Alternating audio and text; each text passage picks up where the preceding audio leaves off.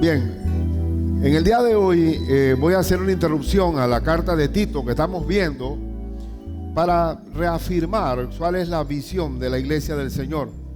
Quizás no es la visión de la iglesia Bautista El Dorado, sino la visión de la iglesia de Cristo en cualquier lugar del planeta donde esté, qué es lo que el Señor nos llama.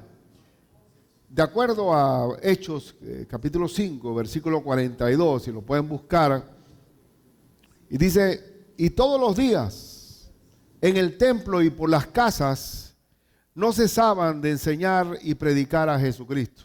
Y todos los días se congregaba esta iglesia en el templo de Jerusalén, y por las casas no cesaban de enseñar y predicar a Cristo, a Jesucristo. Era una convivencia continua, un crecimiento continuo. Era una hermandad, una familia con un propósito superior. Hermanos, la iglesia de Cristo no tenía edificio. La iglesia no tenía un solo lote donde dijeran propiedad de la iglesia del Señor. La iglesia mayormente se reunió en las casas y pasaron muchos siglos o pasaron siglos después hasta que hubo un edificio de la iglesia del Señor. Que sin embargo, durante esa reunión natural, familiar, amena, íntima, calurosa, en las casas, la iglesia del Señor experimentó un crecimiento explosivo, al punto que en la misma ciudad de Jerusalén llegaron a congregarse más de 5,000 personas juntas, y cada día iba creciendo el evangelio de forma imparable.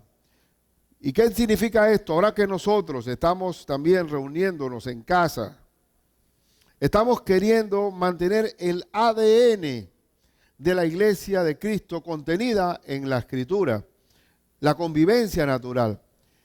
Y debemos siempre mantener ese rumbo, porque es el rumbo del Señor. Si uno ve, por ejemplo, la Cuba comunista, en la Cuba comunista con una dictadura de 55 años, está proscrito, está prohibitivo es predicar el evangelio. No se pueden reunir en casa, no se pueden apartar tiempos para hacer una campaña evangelística.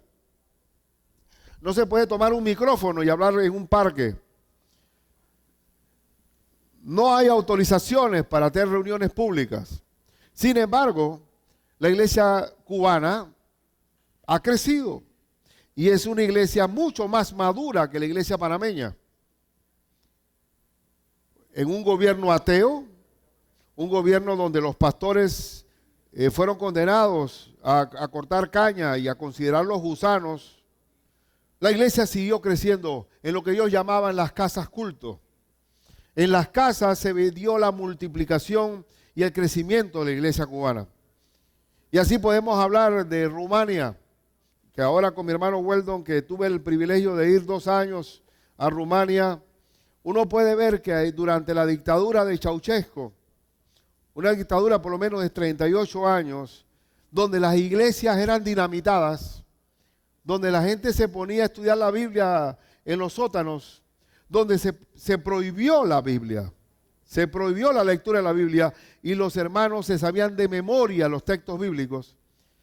Y hubo por lo menos casi 70,000 mártires durante la era de Ceausescu, que no es tan vieja. No es tan vieja porque en 1989 o 90, en el 89, fue fusilado Ceausescu, que lo sé muy bien claramente porque también coincidió con la invasión en Panamá, en la intervención americana. Y también lo tengo muy fresco porque también el muro de Berlín se cayó y la Unión Soviética se desmembró. En un año cambió todo el escenario político, que el mapa mundi que uno tenía que tirarlo a la basura porque cambió la geografía. Pero en esas sociedades comunistas, tú encuentras una fe real. No es una fe teórica, no es académica. Es una fe real porque estamos viviendo en sistemas totalitarios de persecución. Y aún en la China comunista, una China que también proscribe que no haya evangelio de Cristo, la multiplicación de los creyentes está cada día en aumento y hay millones de cristianos chinos a través de las reuniones en casa, siguiendo el modelo bíblico. ¿Y a qué hablar de la Unión Soviética? Igualmente que hoy, ya gracias a Dios, se cayó el famoso cortina de hierro, pero aún antes de la caída de la cortina estaba creciendo el Evangelio de Cristo. Es decir, aún el sistema totalitario más opresivo no puede impedir el crecimiento de la iglesia del Señor. Y hoy nosotros, viendo las señales que estamos viviendo y los cambios bruscos que se están dando y que se está orquestando ya la maldad a un punto que está muy visible, nosotros tenemos que seguir predicando a Cristo con mayor ahínco y tenemos que aprovechar que nuestro Panamá es libre para que haya libertad de culto y no hay nadie que se opone a ello, pero los tiempos van a cambiar. Y ahora que la iglesia estamos nosotros, repartidos en la ciudad y aún allá hacia el área, tenemos nuestra Jerusalén y nuestra Judea, en el área de Chorrera y porque la ciudad va a crecer para allá, porque para acá ya no puede crecer. Nosotros tenemos que llevar al Señor en nuestras casas. Y la casa es el lugar más agradable que pueda haber, porque hay un dicho español que el mejor hotel es la casa de uno. Y es verdad. Y la casa de uno puede ser un instrumento de bendición. Nosotros tenemos, perdonen que vaya, porque ahora estoy como pastor, yo tengo que siempre determinar el rumbo de la iglesia.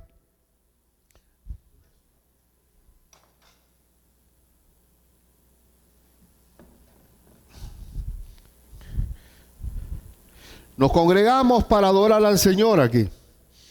Nuestra congregación, adorarás al Señor tu Dios. Amarás al Señor tu Dios con todo tu corazón, con toda tu alma, con toda tu mente, con todas tus fuerzas. Nosotros adoramos al Señor y nos congregamos para adorarlo.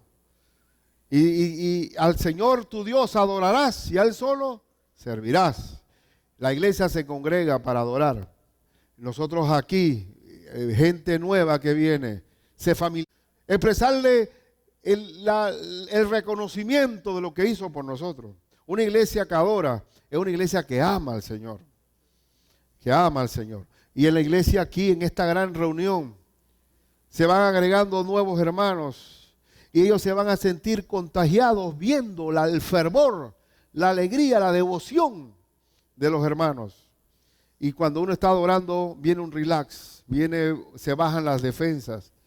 Y las personas porque cuando uno llega a un lugar nuevo, uno comienza, cuando yo llegué por primera vez a una iglesia, yo estaba mirando cómo estaban vestidas la gente, cómo se peinaban, cómo cantaban. Normalmente no sabía mucho de lo que estaban hablando allá en el púlpito, estaban mirando a los demás. Y la adoración es una fiesta, es una celebración y no un funeral. Entonces, es una forma muy clara y evidente de adorar al Señor. Hay iglesias que enfocan solamente la adoración. Y es una fiesta continua. Y todo tiene que pasar en el culto. Y la alabanza, y la unción, y la alegría. Pero ok. Y entonces después de tanto avivamiento, ¿qué vamos a hacer con él? Pero nosotros también, aparte de adorar, tenemos que tener compañerismo entre nosotros. Tenemos que tener fraternidad. Porque la iglesia es la familia de Dios. Y Dios nos ha dado talentos y dones para poder nutrirnos unos con otros e interdepender los unos de los otros. La iglesia es una familia y por eso que las reuniones en casa permiten tener más intimidad personal para poder vertirnos y saber las necesidades de cada uno. En estas reuniones en casa tenemos que encontrar que el hermano que tiene problemas de afecto, de soledad, de estar indefenso, pueda encontrar alivio en esa casa. Y porque no puede ser que en el domingo solamente reciba ese compañerismo porque es muy corto. Y tiene que haber lazos de amistad. También tenemos que tener evangelismo porque cada día el Señor va a añadir a los que han de ser salvos. El evangelismo es amor al prójimo.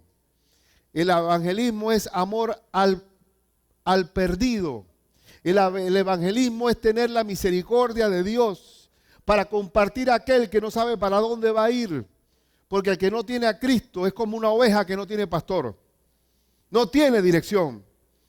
Tengo que sentir esa sensibilidad de amor al perdido, porque yo también fui perdido y estaba en esa jungla. También tenemos que tener discipulado, porque el discipulado es carácter. El discipulado es madurez. Nosotros como iglesia estábamos muy enfocados en el discipulado. Éramos casi un salón de clases. Pero teníamos que tener el balance para tener todo lo demás. Y del discipulado se salieron obreros, salieron personas comprometidas, hermanos que ya sabían cuál era su máxima prioridad, que era servir al Señor. Y de ahí, del discipulado, que también está en nuestra escuela de obreros, de ahí salieron los obreros. Los obreros, que esta es la máxima, tener personas idóneas, aptas para enseñar también a otros, para ministrar a otros, para poder multiplicarse en esta vida, porque Cristo viene pronto. Entonces yo quiero que refresquemos el ADN que tiene que tener tanto la iglesia del Señor como iglesia y la pequeña iglesia reunida en las casas. Y quiero que lean conmigo. Vamos a ver la composición genética de esa iglesia ahí en Hechos capítulo 2, versículos 42 al 47, y van a ver que ella vivió estos 5 propósitos mayores en la vida de la iglesia. En la vida de la iglesia.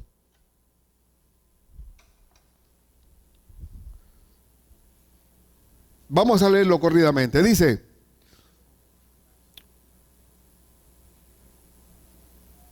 verso 42.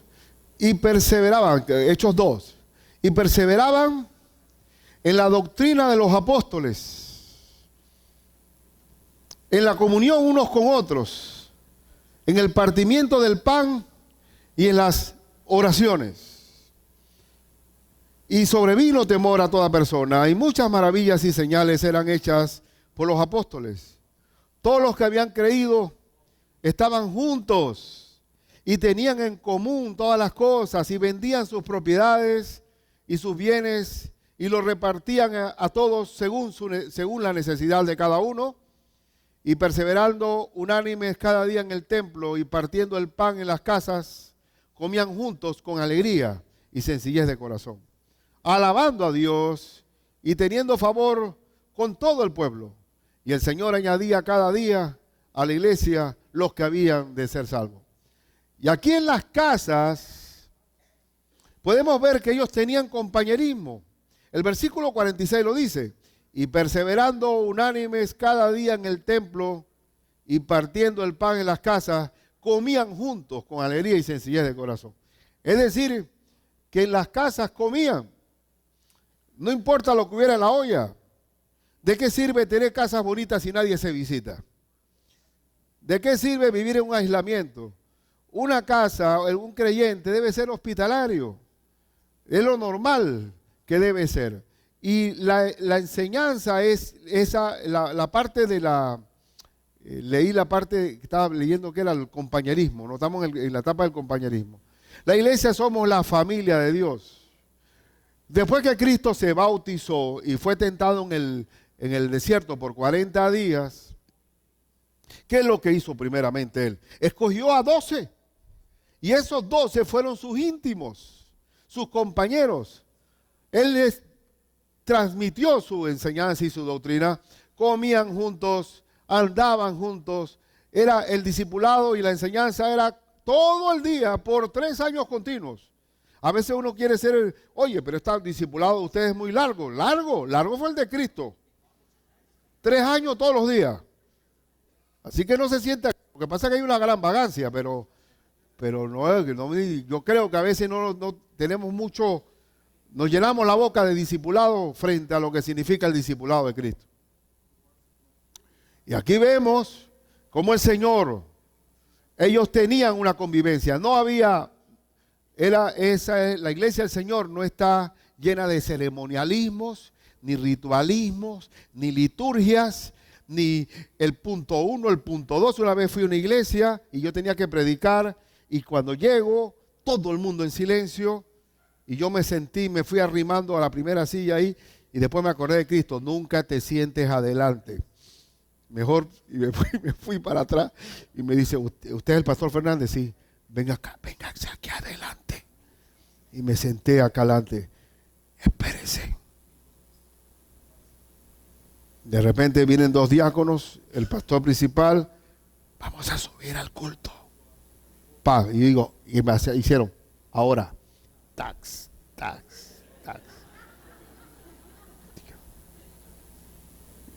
Nos senta. Pastor, su prédica es después del himno 325. Sí, está bien. No. Yo digo, Dios mío, sentía que estaba. Ahora sí. Wow. Hermano, yo honestamente, tenemos que ser familiares. Estamos viviendo tiempos duros. La Biblia me llama y me dice que estamos viviendo tiempos peligrosos donde los hombres serán amadores de sí mismos, como dice Timoteo. Y no podemos vivir ahí con un poco de máscaras de programa y iglesia y liturgias. Tenemos que ser familiares. El compañerismo tiene que ser sincero, franco, abierto. Los tiempos son duros. Tenemos que exponernos a ser amigos. Y Cristo escoge su pequeño grupo para conectarse con ellos. Y también nosotros, en los pequeños grupos que tenemos en casa, nos conectamos entre nosotros como amigos, pero tenemos que conectarnos con Cristo a través de la palabra. Porque Cristo tiene que estar en nuestras reuniones. Porque esto no es asunto de hacer amiguitos pío pío. Tenemos que tener amistad primeramente con el Señor. Porque la comunión viene teniendo primero comunión con Cristo. Y por eso el compañerismo es importante. En Juan 13, 14 y 15, en el Evangelio de Juan, capítulo 13, dice la Escritura, vosotros me llamáis Maestro y Señor, y decís bien, porque lo soy. Pues si yo, el Señor y el Maestro, he lavado vuestros pies, vosotros también debéis lavaros los pies los unos a los otros.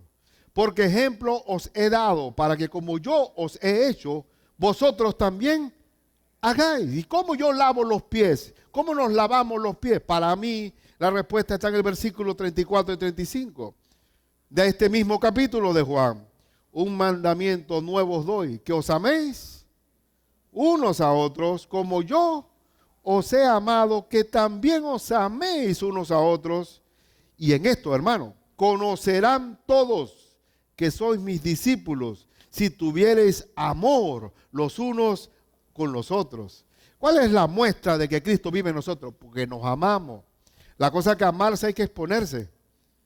Hay que exponerse. Hay alguno que dirá, bueno, yo no quiero que me golpeen, porque yo he amado y he recibido golpes a cambio. Hermano, en el cristianismo, el amor es todo. Porque ahí dice 3 cosas importantes: fe, esperanza y amor. Pero el mayor de todos es el amor. El compañerismo es un signo distintivo de que somos hijos de Dios. El que no ama no ha conocido a Dios, porque Dios es amor. Entonces el compañerismo es lo que atrae a los demás. Y cuando la gente vea el compañerismo, va a ser atraída como las... Bueno, con las moscas a la miel está un poco feo eso de las moscas a la miel. Pero va a ser atraído porque el amor es el imán más fuerte que pueda haber. Yo recuerdo cuando estaba en la Facultad de Derecho y tenía un compañero, buen amigo, que la hermana de él era hermana en Cristo. Y me dice, Ricardo, tú puedes acompañarme para ir a dejarle algo a mi hermana. Y por primera vez entré a una iglesia evangélica. Y cuando entré no había ni culto. Todo el mundo estaba hablando y charlando y sonriéndose. Y había una sinceridad. Y yo digo, Dios mío, yo pensé a mí mismo, yo quisiera pertenecer a algo así. Comparado con derecho, con la facultad de la universidad, que todos tenían una cara de rabia, resentidos sociales, y había ya el mural de la cafetería, un montón de niños desnutridos y la explotación del hombre por el hombre, y todo el mundo bravo con el sistema, con los oligarcas, con el imperialismo, con la explotación, y todos eran unos rabiosos, ¿yo? Entonces cuando veo el contraste del amor en esa iglesia, yo quiero pertenecer a algo como esto. Porque el amor es verdaderamente la mejor cara de la iglesia del Señor. Es la mejor cara. Y dice que compartían todo. Compartían con sencillez de corazón. Yo no digo que en las casas haya comida, hermano. Si quieren brindar un vaso de agua, no hay problema. Pero es parte. En el ambiente de Cristo eran orientales. Y usted sabe bien que los chinos, los judíos, los musulmanes y todo Oriente, todo gira alrededor de la comida. Aquí los chinos, cada vez que hay un matrimonio, tengo que prepararme, pues son ¿cuántos platos? Como 9 platos seguidos. Ellos todos son comida, comida, comida. Y ahí se dice que comían con alegría y sencillez de corazón. Ahí estaban compartiendo juntos. Y el Señor nos llama a tener ese compañerismo tanto en la iglesia como y máximo en las casas. Y ahora yo he escuchado testimonios de cómo está creciendo el asunto. Había una hermana ayer en el cumpleaños de César que me decía, pastor, usted viera eso, mi papá y mi papá que eran tan resistentes al evangelio recibió a Cristo. Y no solamente mi papá, mi abuela también. Y ahora resulta que no cabemos. ¿Y sabe qué, pastor? Mi marido y yo vamos a meternos a un curso para aprender a tocar guitarra. Porque queremos también adorar al Señor y no sabemos ninguno de los dos música. Digo, pero no te preocupes, con una pandereta te defiende, le dije yo. Pero él dice, no, queremos aprender guitarra. Porque tienen que darse toda esta convivencia dentro de las casas. Y en la casa tenemos más cercanía para conocer las necesidades de los hermanos. Desde la iglesia es un impacto y una influencia para atender al necesitado, para acercarme al vecino, para que se acerque el compañero de trabajo, para que se acerque el familiar. Desde una casa hay un impacto gigantesco, porque por siglos la iglesia se congregaba en casas. Pero ahora no, ya cada día somos más individualistas. Oye, la casa debe ser como en los tiempos de mi adolescencia, que mi mamá nunca cocinó para nosotros, sino para el que llegaba. Y teníamos unos ollones enormes de comida. Me dijo, mamá, ¿por qué tanta comida? Por el que llegue, hijo. Y siempre nos visitaban como eso de las 11:30, unas visitas, porque había siempre comida ahí. Pero eso está bien. Nosotros como cristianos tenemos que ser como la casa de Lázaro, donde Cristo se quedaba y donde se hospedaba, en esa casa maravillosa de Lázaro. Entonces, esta iglesia era una iglesia de compañerismo, tenía amistad. Era una iglesia donde había crecimiento espiritual, porque había enseñanza. Y perseveraban, dice la Biblia en el versículo 42, y perseveraban en la doctrina de los apóstoles. La Biblia tiene que estar abierta en todo momento, porque yo sembré y Apolo regó, pero el crecimiento lo da Dios. Y cómo Dios hace crecer a sus hijos, a su semejanza, por la palabra de Dios. Porque la fe es por el oír y el oír por la palabra de Dios. Y cuando hay palabra, hay crecimiento. Y por eso que tenemos que mantenernos. No es una reunión por reunión.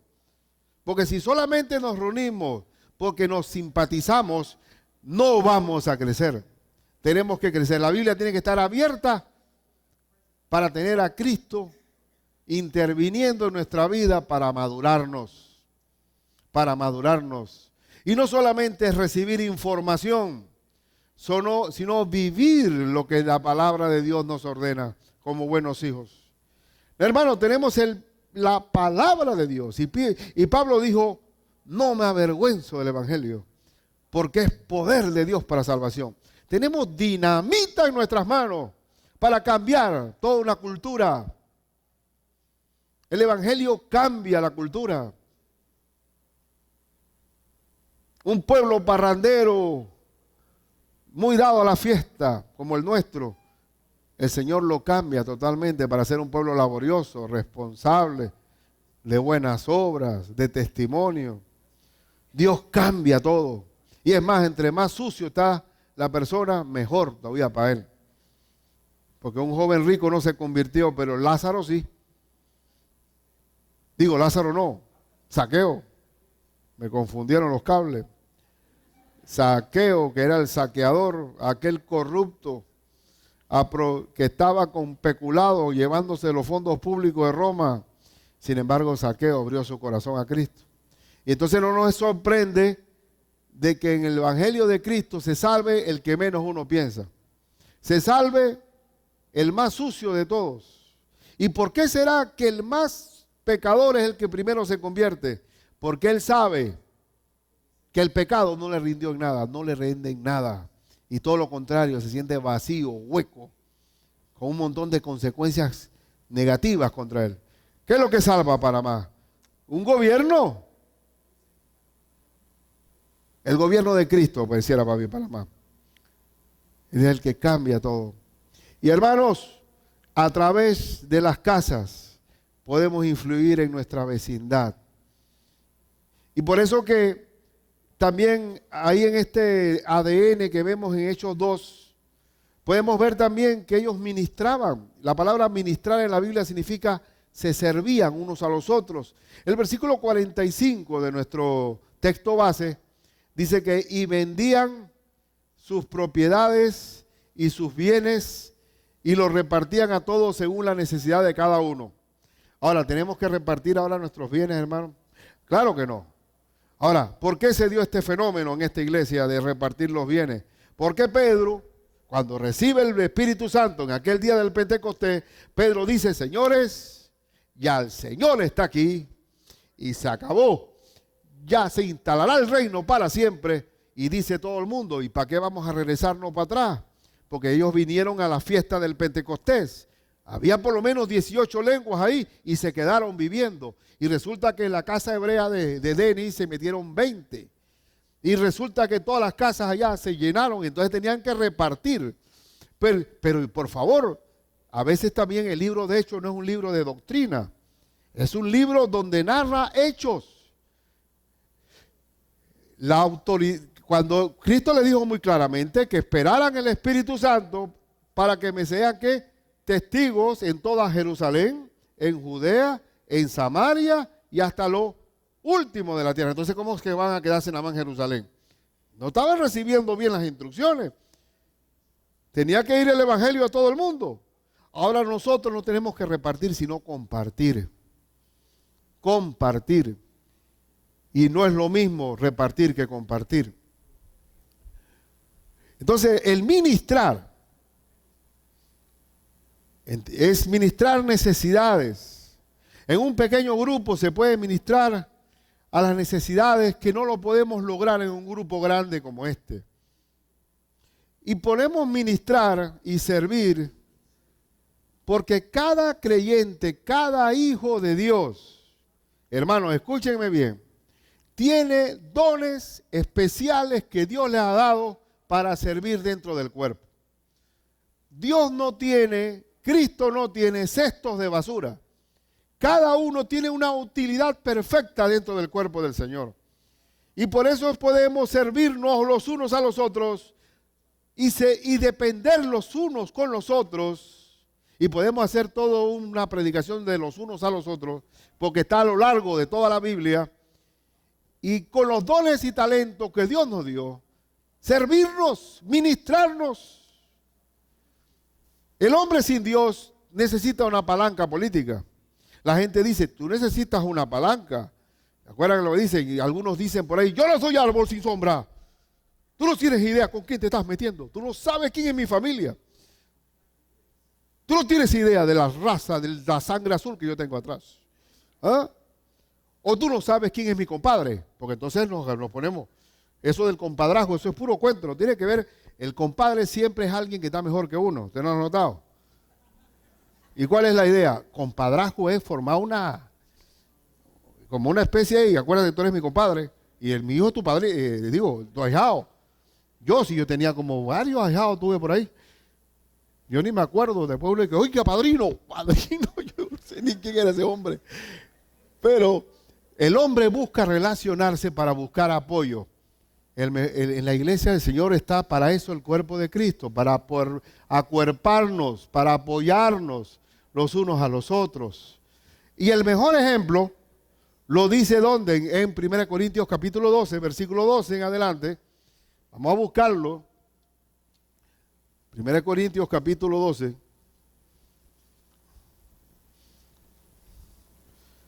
12:12 dice: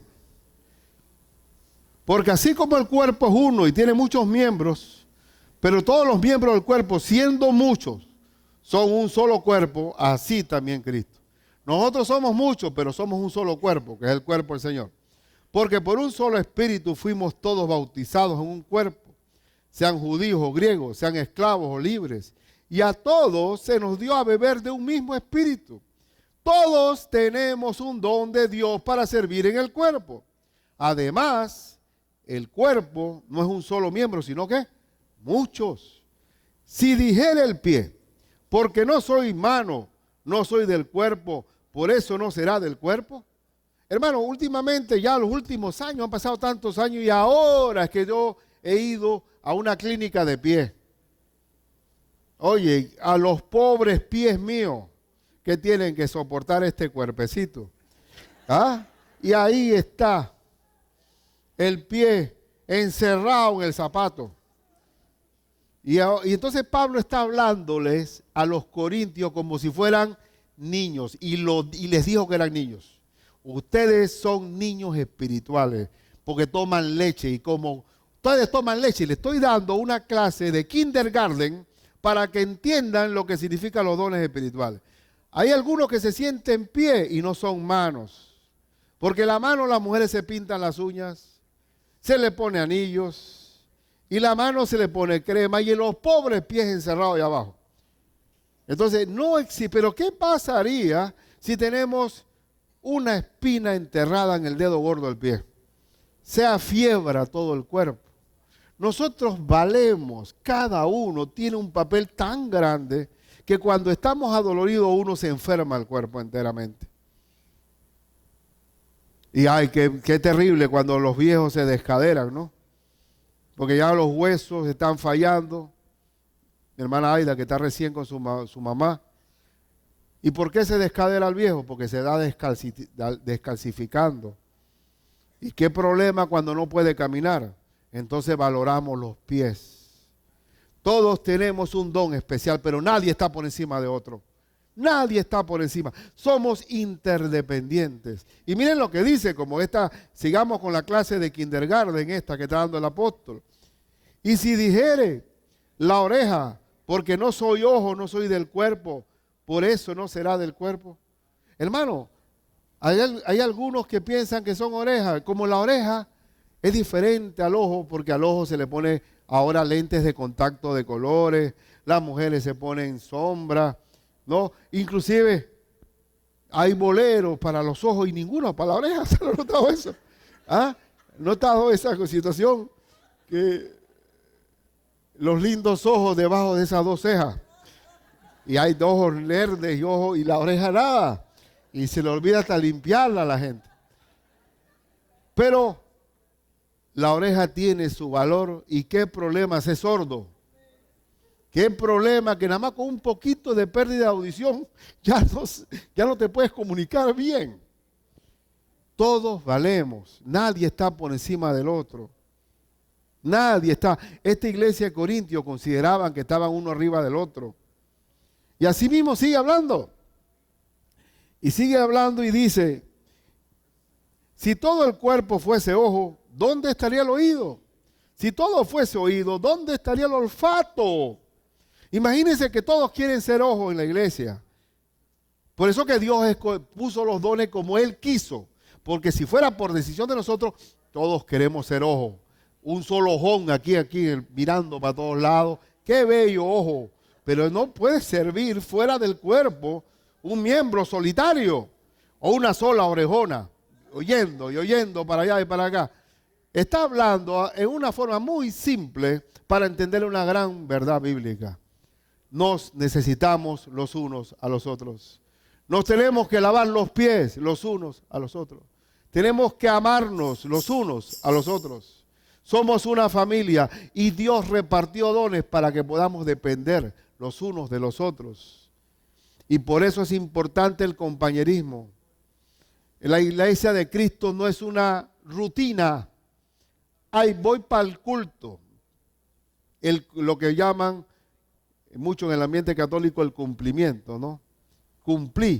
Cumplimiento, cumplo y miento a la vez. Porque es un asunto meramente rutinario, una rutina. Ya vine al culto, cumplí con Dios. Pero la iglesia es un cuerpo. Un cuerpo.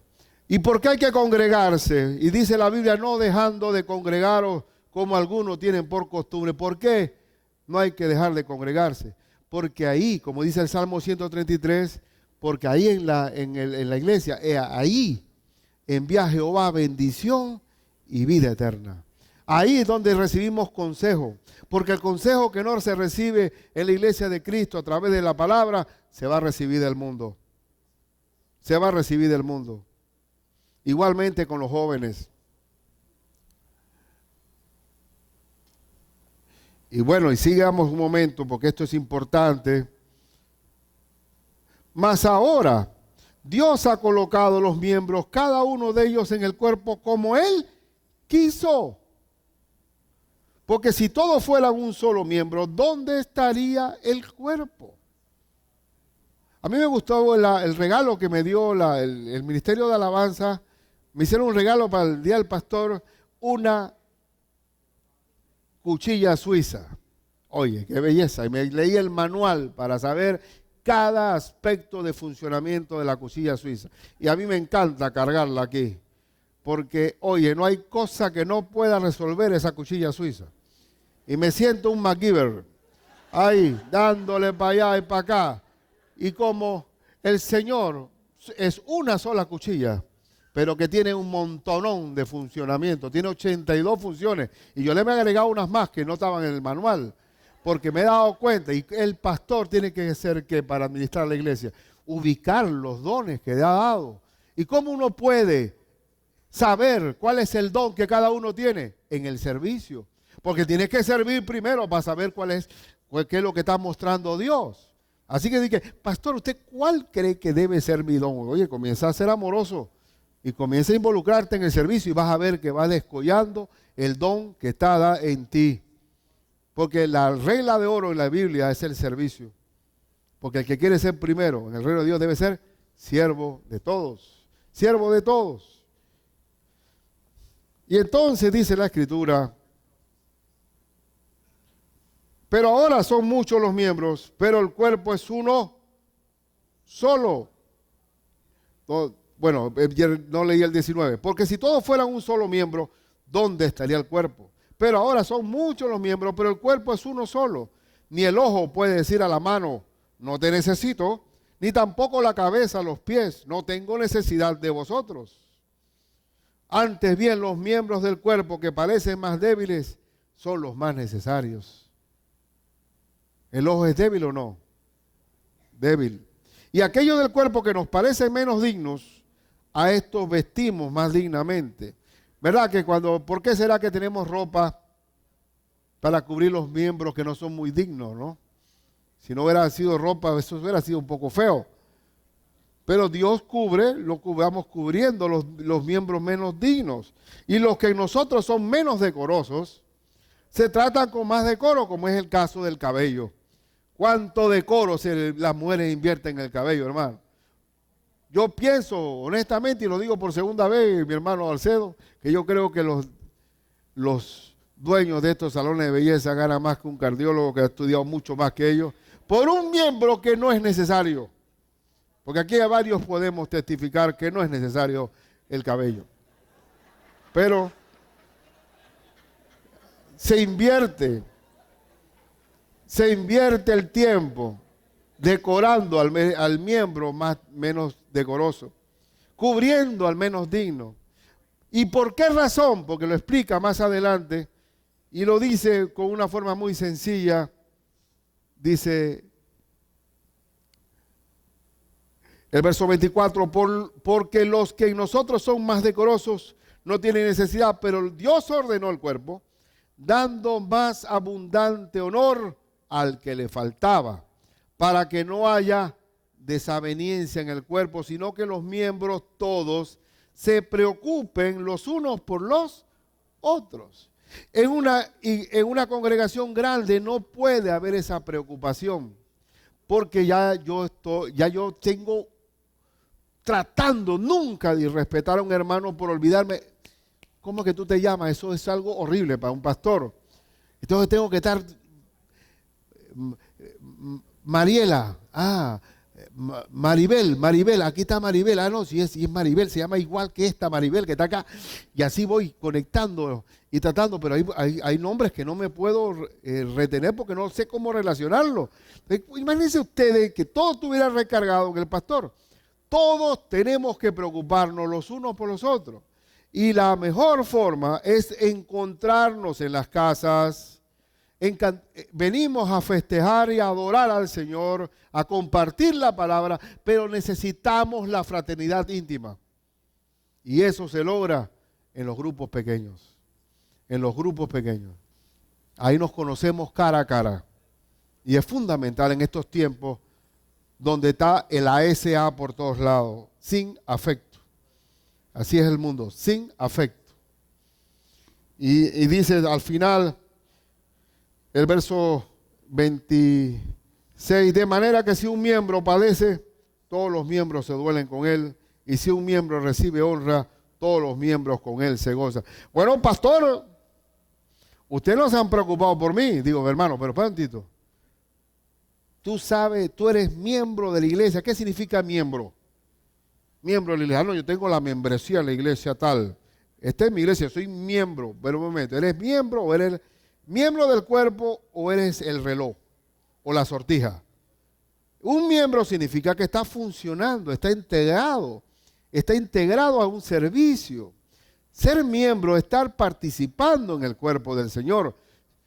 Involúcrate para poder entonces preocuparnos los unos por los otros. Tenemos que salir, mostrarnos.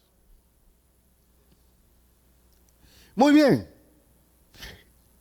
Este asunto de 1 Corintios 12, que es un involucramiento de todos con todos, nosotros desde la iglesia del Señor se puede resolver cualquier crisis personal que haya. Porque si ustedes se ponen a leer en nuestro texto base, que dice en Hechos 2, dice, y sobrevino, el verso 43, y sobrevino temor a toda persona, y muchas maravillas y señales eran hechos por los apóstoles. Yo pregunto si hoy no hay maravillas y señales cuando nosotros compartimos el evangelio a toda criatura. ¿Hay o no hay? Sí la hay, y siempre la habrá. Porque cada vez que uno lleva un evangelio a una casa, si hay un hijo enfermo, si hay un problema matrimonial, si hay casi a punto del divorcio, si hay pleitos entre ellos, si hay un hijo con problemas de drogadicción o de pandilla, Dios arregla toda senda torcida. Y yo veo la gloria de Dios siempre y el poder de Dios en una casa donde llega Cristo. Así que sí hay poder de Dios para el evangelio de salvación, que es el evangelio, y los milagros y señales se dan todos los días. El asunto es llegar a las casas. Y por último, ¿es el último? Sí. En este modelo de Hechos 2 se puede ver también. Hay dos últimos, todavía me dan 2 puntos. Que la consecuencia de tener una fraternidad en casas va a traer un producto final o un resultado final que es el evangelismo. Dice la Escritura en el versículo 47 de Hechos 2, y el Señor añadía cada día a la iglesia los que habían de ser salvos. ¿Quién añade a la iglesia a los salvos? ¿Nosotros o Cristo? ¿Cuánta gente se ha añadido a la iglesia que yo ni sabía cómo vinieron? El Señor va a añadir. ¿Tenemos que compartir el evangelio? Sí, Señor. Tenemos que compartir. Pero en nuestras reuniones en casa va a haber gente que va a venir naturalmente, compañeros de trabajo.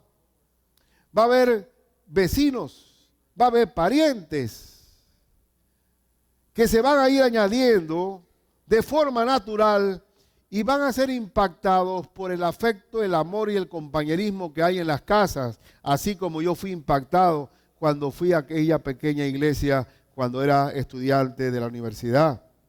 Impactados por el amor. Ellos van a ser salvos porque el amor de Cristo los va a influir.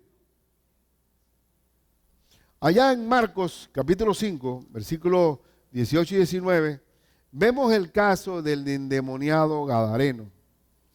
El endemoniado gadareno era el terror de ese lugar, de Gadara. Era un tan terrorífico que la gente no podía sujetarlo, ni dice que le ponían cadenas y lo rompía. Se pasaba aullando en las noches. Era un hombre que era el terror y el miedo, me imagino, para todos. Y Cristo le preguntó, ¿cómo te llamas? ¿Y cómo le dijo? Me llamo Legión, porque somos muchos. Una legión romana tenía 2,000 soldados. Y prueba de ello que eran 2,000 porque había también, ahí en el pasaje dice que había 2,000 cerdos apacentando, que se tiraron en el desfiladero. Así que el número no se equivoca. Y ese hombre cuando vio salir los demonios, cuando Cristo lo ordena que salgan, porque yo creo, no lo interpreten mal, pero pareciera una oración, la primera oración contestada a un demonio. El demonio oró y rogó, mándanos a los cerdos. Digo, oración contestada. Van para los cerdos. ¿Pero por qué los complació? Para que el mismo endemoniado viera la liberación con efectos especiales. Vio cuando se despeñaron aquellos cerdos llenos de los demonios. Y dice la Biblia que este hombre estaba ahora, en vez de estar deambulando por ahí, atormentado y gritando, golpeándose con las piedras, estaba sentado.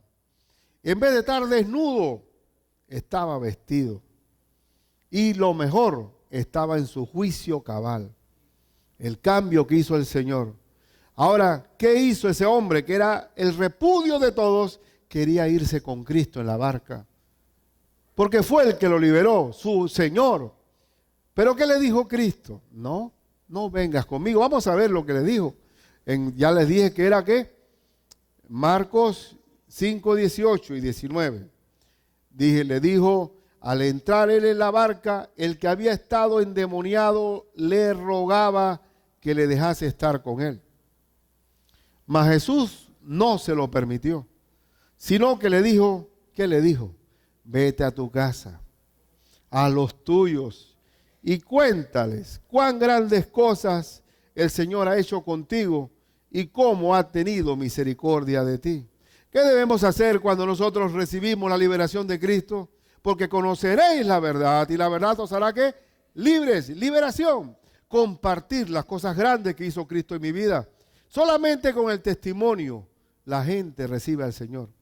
Y dice la Escritura en el verso 20, y se fue y comenzó a publicar en Decápolis cuán grandes cosas había hecho Jesús con él, y todos se maravillaban. Ahora él era un instrumento de salvación para muchos. Y por eso que tenemos que testificar. Si la corrupción es mayor en el mundo, si estamos rodeados de mayor maldad, es porque la iglesia está callando el evangelio de luz. Si hay más tiburones que delfines en el mar, es porque nosotros no lo hemos reproducido. Nosotros somos la sal de esta tierra. Somos la luz de este mundo. La maldad se aumenta si la iglesia calla. Y podemos cambiar nuestra ciudad de la noche a la mañana, si nosotros somos portadores de Cristo?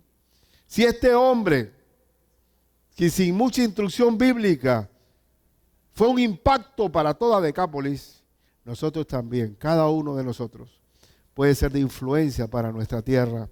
Y no solo para nuestra tierra, Panamá ahora es una suma de etnias. Cuando yo pensé que iba a conocer tantos extranjeros en mi vida.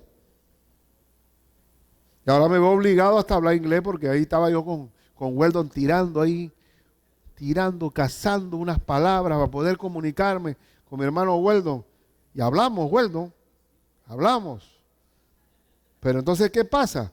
Cuando y nosotros lo habíamos visto en Panamá con tanta suma de etnias. ¿Saben por qué? Porque Cristo lo ha querido.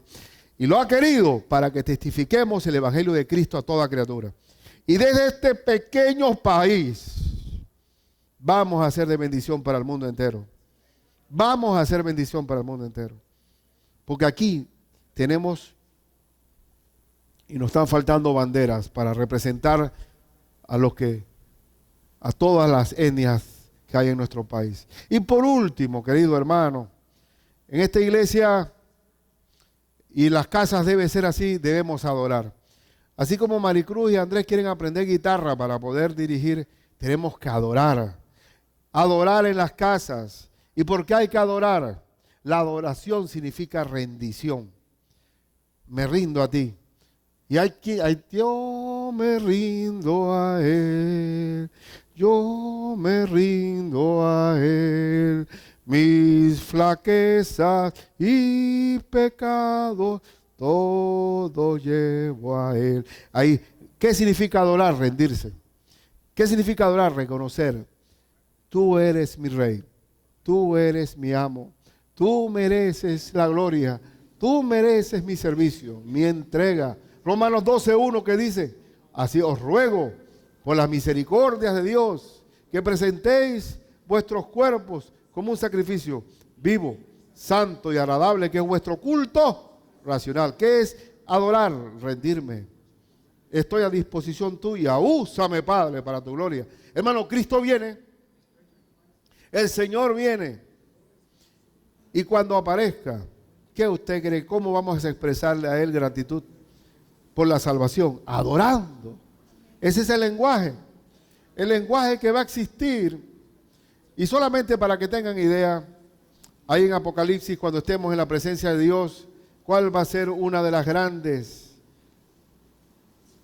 maneras de expresarle nuestra gratitud? Capítulo 5, versículo 11, dice, y miré y oí la voz de muchos ángeles alrededor del trono y de los seres vivientes y de los ancianos, y su número, solamente de ángeles y de todos estos seres vivientes celestiales, y su número eran millones de millones, que decían a gran voz, el Cordero que fue inmolado es digno de tomar el poder, las riquezas, la sabiduría, la fortaleza, la honra, la gloria y la alabanza. Y nosotros también vamos a estar en ese coro celestial. Y desde ahora practique, porque bienaventurados son los que creen sin ver. Y adorar sin ver tiene una importancia muy grande para Cristo. Por eso que Cristo tiene a su novia, a su iglesia. ¿Por qué? Porque lo adoraba sin verlo. Sin verlo. Entonces, hermanos, retomamos siempre la ruta.